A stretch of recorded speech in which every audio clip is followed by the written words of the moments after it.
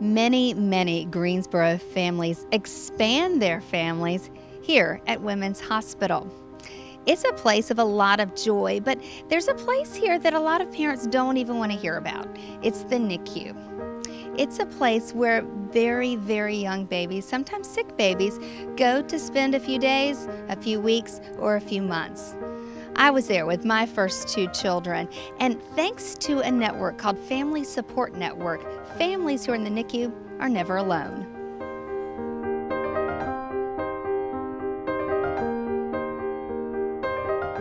Nancy Micca is the co-director of Family Support Network. What exactly does Family Support Network do here at Women's Hospital? We have a program that serves the NICU families here at Women's, both while they're in the hospital and after they discharge home. And our mission is to provide support, education, and caring connections to the families. And we believe so strongly in the healing power of families being able to share their story in an environment where other people really understand. So when families are here in the NICU, what can Family Support Network do for them? We try to meet the families very soon after birth, especially those families that will be here for a long period of time. And the first thing that we offer them is a comfort blanket that tells them a little bit about our services, lets them know they're not alone, and we're here to help them through that journey. I walked around the house that day, my normal, activity or whatever. And I just didn't feel right, and I was like, I don't know why my body just feels so heavy. I feel like I was carrying like 8 kids, and so I said I'm gonna go to the hospital. I went to the hospital, and as I was sitting there, I was still swelling. I was just kept getting bigger and bigger, and they was like, we're gonna test you for preeclampsia, and the test came back, it was positive. And so they immediately sent me to Women's Hospital. They would come in and tell me like, oh, you're gonna be here a long time. We're gonna let the baby get, bigger. And next thing I know, we gotta go for emergency C-section. And I'm like, wow. It's like, oh man, I was thinking I was gonna get out of the hospital. I had to go to football games. I love football. My sons, they didn't understand why I couldn't come to their games and why I'm in the hospital, what's going on. How's your baby doing? How's Lawrence doing? He's doing great. He's a blessing. He is a blessing, for real. He's gaining his weight. I thank God for the people and the staff here. They really taking care of not only him, but all the babies in that unit. I just want him home, though. It's like a whole new world when you enter NICU. It's not the way it's supposed to be. It's not the way you imagine it. And so we want to do everything we can to make that family feel like a parent while they're here. We have events for families weekly, whether it's a lunch or a dinner or a scrapbooking class. And at those events, we try to encourage our graduate families to come and either bring part of the meal, but most importantly, to share their story for hope and inspiration, which you have done for us many times. And I just feel like magic happens when we're in that room with those families, and they get a chance to not only hear a story, but then support each other and tell their story in a healing environment. The whole time we were in the hospital, we were trying to buy more time to let the babies mature a little bit more. And then by the time we hit 25 weeks and 6 days, Carmen wasn't doing well. They did a test, and the little girl, she wasn't moving. They couldn't keep her heart rate up, like you were saying. And so we went ahead and did the emergency C-section. So they were born. Carmen was 1 pound, 6.9 ounces, and Kevin was 1 pound, 12.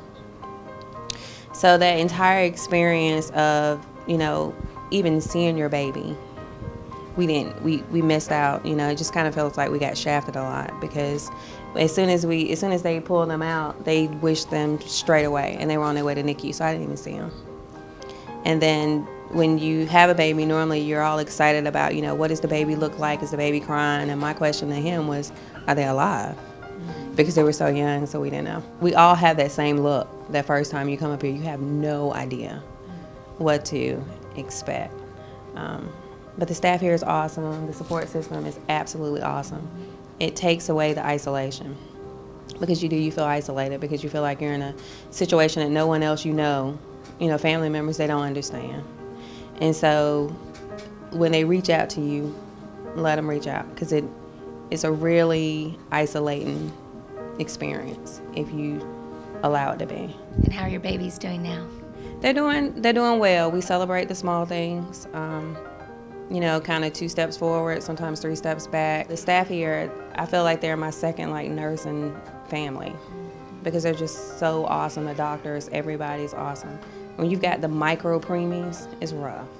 And then you've got 2, so one might be having a good hour, the other one might not, and so you're just constantly running back and forth. But I'm glad that they're here.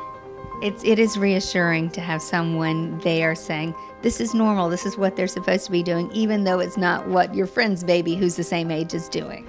Absolutely, yes. So just all those connections with a developmental specialist, with other families, and we all know that the medical staff here is amazing at Women's, and so I just feel like we have a very unique component in our regional hospital that just surrounds families with support, education, and knowledge to help them feel like they are the most important piece in that baby's life. Right at 34 weeks, they said, okay, we're not watching this anymore. We're gonna go and take him out. And so September 10th, 2008, I had a C-section. And they were born Hal. Baby A is Hal, and he's the little one. He was 3 pounds, 13 ounces. And baby B, Bert, was 4 pounds, 5 ounces. So they were very little, but not as little. By NICU standards, they were kind of big. They, brought him to the NICU, and my first thought was, again, like I said, this isn't how it's supposed to be. I'd never seen a baby this small, and I didn't even know what to do. I didn't know what to. I remember my father-in-law. We had taken all these pictures of them in the NICU, and they were hooked up to all kinds of things. And he didn't want to show anybody the pictures because he said, I don't want them to see my grandbabies like that. And I thought they were beautiful, but I understood how he felt, is that that's not how it's supposed to be.